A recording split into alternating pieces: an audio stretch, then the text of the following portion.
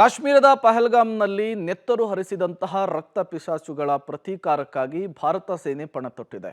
ಒಂದು ಕಡೆ ದೇಶದ ಒಳಗಡೆ ಭಾರತೀಯ ಸೇನೆ ಕಾರ್ಯಾಚರಣೆಯನ್ನು ಮಾಡ್ತಾ ಇದ್ರೆ, ಮತ್ತೊಂದು ಕಡೆ ಎನ್ಐಎ ಇನ್ವೆಸ್ಟಿಗೇಷನ್ ಆಗ್ತಾ ಇದೆ. ಮಗದೊಂದು ಕಡೆ ಭಾರತ ಸರ್ಕಾರ ಈಗಾಗಲೇ ಪಾಕಿಸ್ತಾನಕ್ಕೆ ರಾಜತಾಂತ್ರಿಕತೆಯ ಹೊಡೆತ ಕೊಟ್ಟಿರೋದು ಗೊತ್ತೇ ಇದೆ. ಇದೆಲ್ಲದರ ನಡುವೆ ಯುದ್ಧ ಆಗಲೇಬೇಕು ಅನ್ನುವಂತಹ ಕೂಗು ದಿನದಿಂದ ದಿನಕ್ಕೆ ಜಾಸ್ತಿ ಆಗ್ತಾ ಇದೆ. ಬಟ್ ನಿವೃತ್ತ ಏರ್ ಮಾರ್ಷಲ್ಸ್ಗಳು ಹೇಳ್ತಾ ಇರೋದು ಏನು ಅಂದರೆ, ಯುದ್ಧ ಮೊದಲ ಆಯ್ಕೆ ಆಗಬಾರ್ದು, ಯುದ್ಧ ಅಂತಿಮ ಆಯ್ಕೆ ಆಗಬೇಕು. ಯಾಕಾಗಿ ಅನ್ನೋದನ್ನು ಸ್ವತಃ ಏರ್ ಮಾರ್ಷಲ್ಸ್ಗಳೇ ವಿವರಿಸುವಂತಹ ಕೆಲಸವನ್ನು ಮಾಡಿದ್ದಾರೆ. ಬನ್ನಿ ನೋಡ್ಕೊಂಡು ಬರೋಣ. ಒಂದು ಪ್ರಿನ್ಸಿಪಲ್ಸ್ ಆಫ್ ವಾರ್ ನಾವು ಅರ್ಥ ಮಾಡ್ಕೋಬೇಕು. ಪ್ರಿನ್ಸಿಪಲ್ ಆಫ್ ವಾರಲ್ಲಿ ಬಹಳ ಮುಖ್ಯವಾದ ವಿಷಯ ಅಂದರೆ selection and maintenance of aim. ನಾವು ಯಾರನ್ನ ಹೊಡಿಬೇಕು ಅಂತ ಮೊದಲು ದೃಢಪಡಿಸ್ಕೋಬೇಕು. ನಮಗಿವತ್ತು ಫಸ್ಟ್ ಎನಿಮಿ ಯಾರು? ಇವರು ಭಯೋತ್ಪಾದಕರು, ಅವರ ಟ್ರೈನಿಂಗ್ ಕ್ಯಾಂಪ್ಸು, ಅವರ ಹ್ಯಾಂಡ್ಲರ್ಸು, ಅವರ ಇನ್ಫ್ರಾಸ್ಟ್ರಕ್ಚರು, ಟೆರರ್ ಫಂಡಿಂಗು, ಆಮೇಲೆ ಅವರ ಇದು ಮಾಸ್ಟರ್ ಪಾಯಿಂಟ್ಸು. ಅವ್ರನ್ನ ನಾವು ಮೊದಲು ಹೊಡೆದು ಅವ್ರನ್ನ ನೆಲಸಮ ಮಾಡಬೇಕು. ಆಯಿತು, ನಾವು ಈ ಒಂದು ಪ್ರೊಆಕ್ಟಿವ್ ಆ್ಯಕ್ಷನ್ ತೊಗೊಂಡ್ರೆ ಪಾಕಿಸ್ತಾನದ ಕಡೆಯಿಂದ ಒಂದು ರಿಯಾಕ್ಷನ್ ಬಂದೇ ಬರುತ್ತೆ. ಅವರು ಫಸ್ಟ್ ಸ್ಟ್ರೈಕ್ ಮಾಡಿದ್ರೂ ಮಾಡ್ಬೋದು, ನೀವು ನಮ್ಮ ನೆಲದಲ್ಲಿ ಬಂದು ನಮ್ಮನ್ನೇ ಹೊಡಿತಾ ಇದ್ದೀರಾ ಅನ್ನೋವಂಥ ದೃಷ್ಟಿ ಇಟ್ಕೊಂಡು ಮಾಡ್ಬೋದು. ಅವ್ರು ನಿಜವಾಗ್ಲೂ ಮಾಡಿದ್ರೆ ನಮಗೆ ಸೆಕೆಂಡ್ ಸ್ಟ್ರೈಕ್ ಕೇಪಬಿಲಿಟಿ ಇದೆ. ಅಂದರೆ ಅದನ್ನು ಅಬ್ಸಾರ್ವ್ ಮಾಡಿಕೊಂಡು ಅವ್ರಿಗೆ ವಾಪಸ್ ಹೊಡೆಯೋಷ್ಟು ತಾಕತ್ತು ನಮ್ಮಲ್ಲಿದೆ. ಇದು ನನಗನ್ಸುತ್ತೆ ಇದು ಸರಿಯಲ್ಲ. ನಾವು ಒಂದು ಇನಿಷಿಯಲ್ ರಿಯಾಕ್ಷನ್ ಕೊಡಲೇಬೇಕಾಗಿತ್ತು. ಈಗ ನಾವು ಇಲ್ಲ ಹೊಡಿತೀವಿ ಇಲ್ಲ ನಮ್ಮ ಏರ್ಫೋರ್ಸೂ ಅದರಲ್ಲಿ ದೊಡ್ಡ ಭಾಗವಹಿಸುತ್ತೆ, ಇವೆಲ್ಲ ಮಾತುಗಳಿಂದ ಯಾವ ಥರ ಪ್ರಯೋಜನವೂ ಇಲ್ಲ.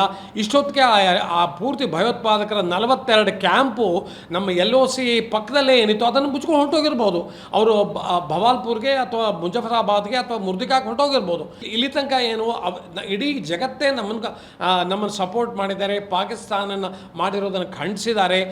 ಇದನ್ನು ಇಂಡಿಯಾ ಸರಿಯಾಗಿ ತಕ್ಕುತ್ತರ ಕೊಡುತ್ತೆ ಅನ್ನೋ ಮಾತು ಬೇಕಾದಷ್ಟು ಕಡೆ ಬಂದಿದೆ. ನಾವು ಉತ್ತರ ಕೊಡಲೇಬೇಕು. ಈಗ ನಾವು ಎಷ್ಟು ಅದನ್ನು ಡಿಲೇ ಮಾಡಿದಷ್ಟು ನಮಗೆ ತೊಂದರೆ. ನಮ್ಮ ಹತ್ರ ಇರೋವಂಥ ಕೇಪಬಿಲಿಟಿನ ನಾವು ಯೂಸ್ ಮಾಡಿಕೊಂಡು ನಾವು ಅವರ ಟೆರರಿಸ್ಟ್ ಕ್ಯಾಂಪ್ಸ್ನ ಹೊಡೆಯೋದ್ರಿಂದ ಶುರು ಮಾಡಬೇಕು. ಆಯಿತು, ಒಂದು ಸಮಯ ಪಾಕಿಸ್ತಾನ ಕಾಲು ಕರ್ಕೊಂಡು ನಮ್ಮ ಮೇಲೆ ಯುದ್ಧಕ್ಕೆ ಬಂದರೆ ಆಲ್ ರೈಟ್, ಅದು ಸೋಬೀಟ್, ಅದು ಔಟ್ ಆ್ಯಂಡ್ ಔಟ್ ವಾರ ಆಗುವಂಗಿದ್ರೆ ಆಗಲಿ. ಇವತ್ತು ನಾವು ಎಲ್ಲದಕ್ಕೂ ರೆಡಿಯಾಗಿರಬೇಕು.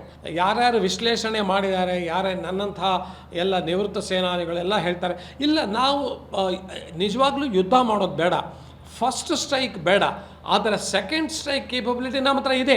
ಅವರೇನಾರು ನಮ್ಮನ್ನು ಹೊಡೆದ್ರೆ ನಾವು ಅದನ್ನು ಅಬ್ಸಾರ್ವ್ ಮಾಡಿಕೊಂಡು ನಮ್ಮ ಹೊಡೆಯೋ ಕೇಪಬಿಲಿಟಿ ಇದೆ. ಇವತ್ತು ನಮ್ಮ ನೇವಿ ರೆಡಿಯಾಗಿದೆ. ಅವರು ಕರಾಚಿ ಪೋರ್ಟು ಆಮೇಲೆ ಗ್ವದರ್ ಪೋರ್ಟ್ನ ಪೂರ್ತಿ ಬ್ಲಾಕೇಜ್ ಮಾಡ್ಬೋದು. ನಮ್ಮದು ಮೊದಲನೇ ರಿಯಾಕ್ಷನ್ನು ಆ ಕರಾಚಿ ಪೋರ್ಟು ಆಮೇಲೆ ಗ್ವದರ್ ಪೋರ್ಟ್ನ ಬ್ಲಾಕೇಡ್ ಮಾಡಬೇಕಾಗಿತ್ತು.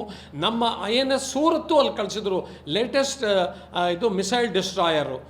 ನಾವು ಆ ಪೋರ್ಟನ್ನು ಬ್ಲಾಕೇಡ್ ಮಾಡಿದ್ರೆ ಒಂದು ಡ್ರಾಪ್ ಫ್ಯೂಯಲ್ಲೂ ಪಾಕಿಸ್ತಾನಕ್ಕೆ ಸಿಗಲ್ಲ. ಯಾಕಂದರೆ ಅವರು ಕಾರ್ಗೋ ಶಿಪ್ ಹೋಗೋದೆಲ್ಲ ಕರಾಚಿ ಗ್ವದರ್ ಪೋರ್ಟ್ ಮೂಲಕನೇ. ಇದು ಪಾಕಿಸ್ತಾನದ ISI, ಪಾಕಿಸ್ತಾನ್ ರೇಂಜರ್ಸು ಪ್ರತ್ಯಕ್ಷವಾಗಲಿ ಪರೋಕ್ಷವಾಗಲಿ ಇದನ್ನು ಈ ಪಾಕಿಸ್ತಾನದ ಅಲ್ಲಿ POKಲಿರುವಂಥ ಎಲ್ಲ ಭಯೋತ್ಪಾದಕರಿಗೆ ಸಹಾಯ ಮಾಡ್ತೀರಿ ಅನ್ನೋದು ಗೊತ್ತಿರೋ ಸಂಗತಿ. ಅದೇ ನಮಗಷ್ಟೇ ಅಲ್ಲ, ಇಡೀ ವರ್ಲ್ಡ್ಗೆ ಗೊತ್ತು. ಇವತ್ತು ಎಲ್ಲ ಮೋಸ್ಟ್ ವಾಂಟೆಡ್ ಲಿಸ್ಟಲ್ಲಿ ಎಲ್ಲ ಭಯೋತ್ಪಾದಕರಿದ್ದಾರೆ. ಇವ್ರನ್ನೆಲ್ಲ ಅವ್ರು ಎಲ್ಲಿದ್ದಾರೋ ಅಲ್ಲೇ ಹೋಗಿ ನಾವು ಹೊಡೆಯುವಂಥ ಸಾಧ್ಯತೆ ಇದೆ. ಮಾಡ್ಬೋದು ನಾವು.